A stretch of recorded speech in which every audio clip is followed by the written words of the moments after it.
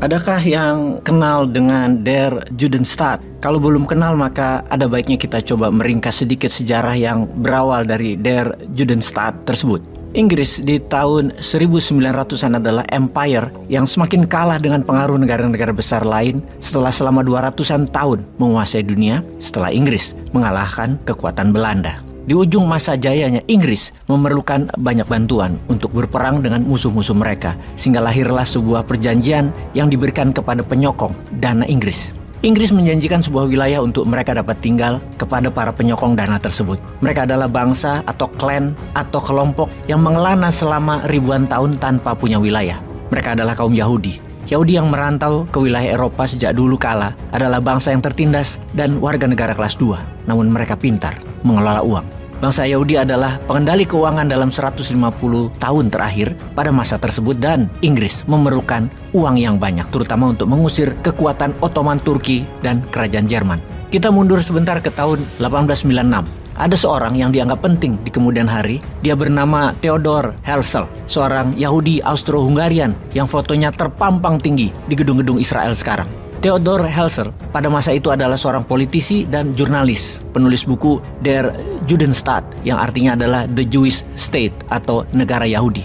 Dialah pelopor ideologi negara Yahudi, pendiri aliran politik Zionis yang memprakarsai berdirinya negara Israel. Negara Israel, cita-cita mereka adalah negara yang menjalankan Taurat sesuai dengan pesan Nabi Musa. Aslinya sejak dulu, Yahudi hanyalah kelompok atau suku, bagian dari Palestina. Selama ribuan tahun, jadi tanah yang mereka incar adalah tanah di wilayah Palestina.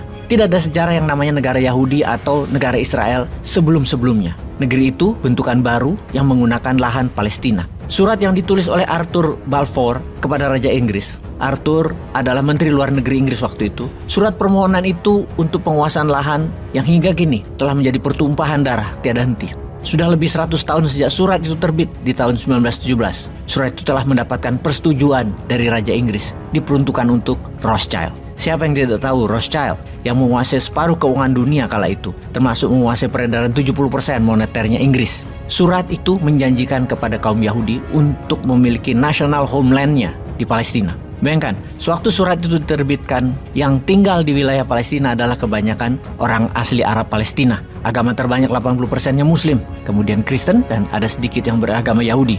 Sejak tahun itu, yaitu tahun 1920-an, mulailah lahan-lahan di Palestina dibeli-beli oleh kaum Yahudi Eropa.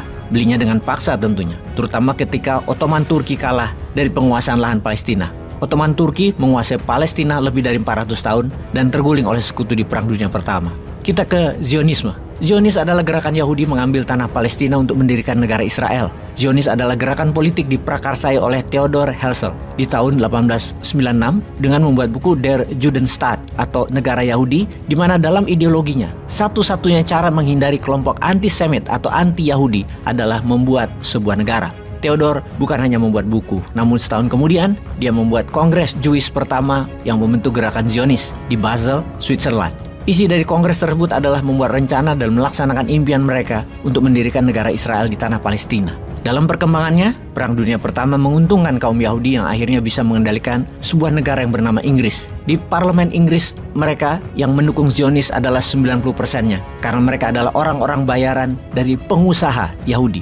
Juga sebuah negara yang akan jadi besar, yaitu Amerika. Keuangannya dipegang para kapitalis Yahudi yang terkoneksi dengan usaha mereka di Inggris. Sampai akhirnya lahirlah Balfour Declaration yang berarti Inggris mendukung penuh Zionis untuk memiliki wilayah di Palestina.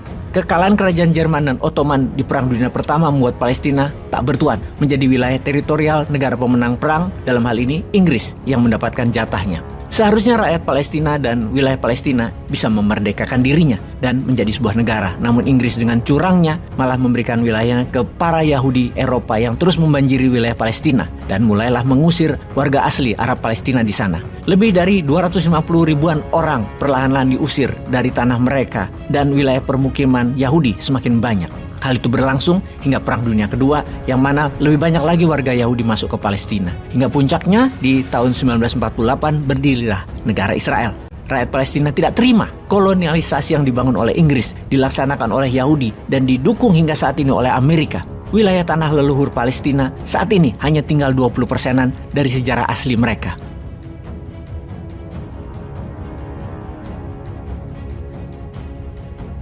Semoga faham di mana Indonesia harus bersikap demi menjalankan Mukadimah Undang-Undang Dasar 1945. Jelas kepada siapa kita berpihak.